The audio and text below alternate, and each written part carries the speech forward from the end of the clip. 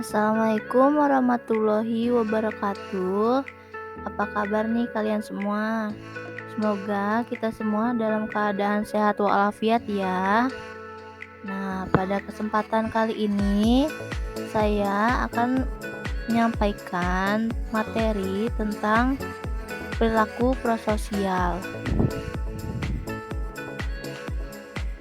Sebelum kita memulai ke materi, izinkan saya untuk memperkenalkan diri terlebih dahulu ya.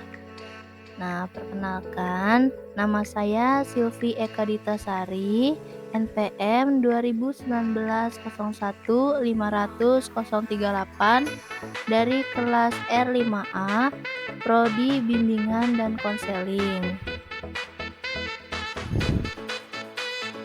Video ini saya buat untuk memenuhi tugas mata kuliah Teknologi Informasi dalam BK yang diampu oleh Ibu Sri Utami, MPD Kons.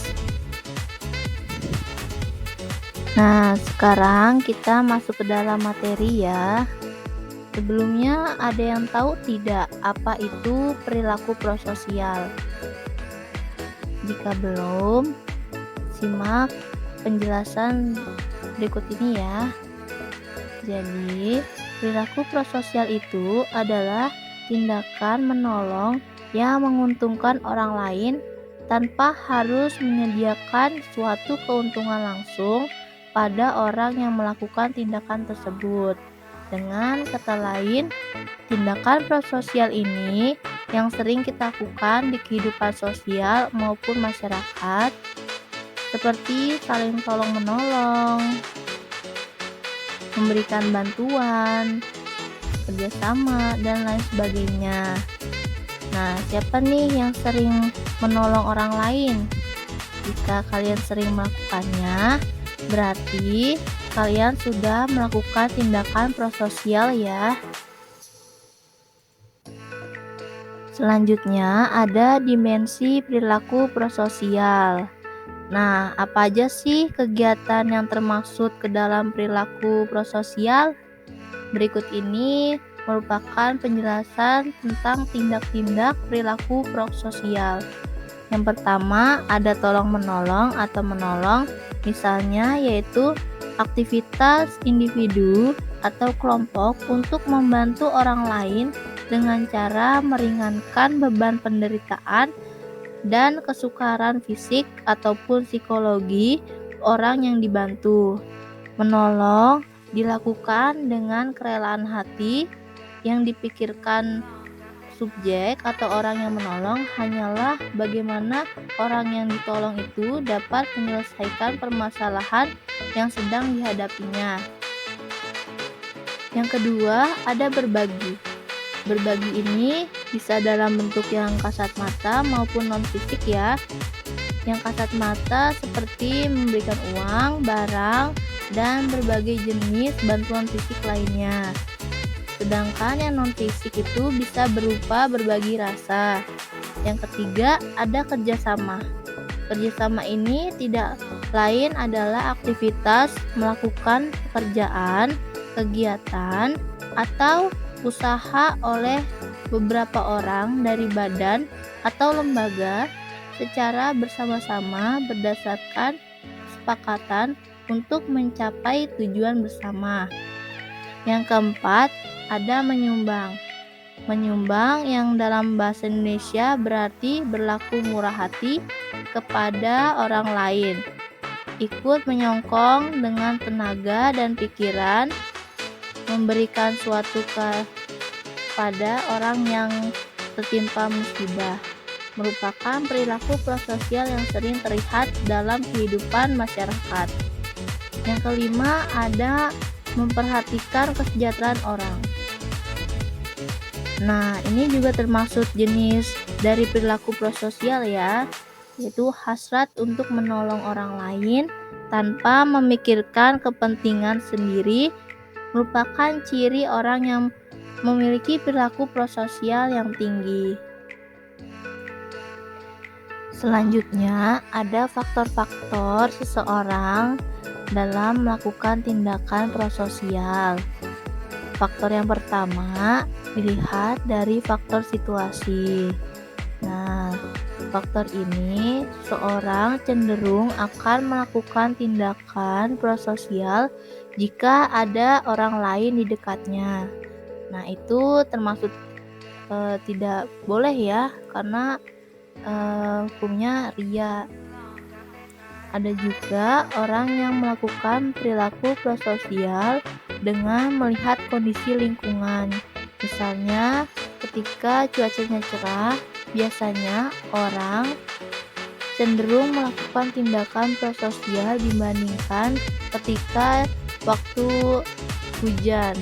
Karena ketika waktu hujan, orang-orang cenderung sibuk terhadap dirinya sendiri. Nah, yang kedua, ada faktor penolong. Nah, jika dilihat dari faktor si penolong, cenderung kepada dorongan dalam diri si penolong ya. Apakah dia itu bersedia atau tidak dalam menolong seseorang. Selain itu,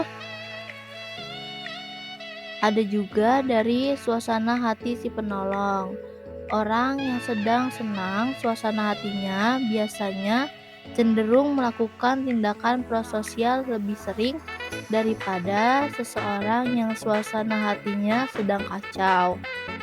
Nah, selain itu, seseorang yang merasa bersalah terhadap orang lain juga biasanya melakukan tindakan prososial terhadap orang yang dirugikan. Yang terakhir, biasanya orang melakukan tindakan prososial karena rasa empatik terhadap orang tersebut. Yang ketiga, ada faktor dari seseorang yang membutuhkan pertolongan. Jika dilihat dari faktor ini, kita cenderung menolong seseorang yang dekat dengan kita. Contohnya, sahabat kita sendiri. Selain itu, ketika kita ingin menolong orang lain, biasanya kita melihat dari pantas atau tidaknya orang itu kita tolong.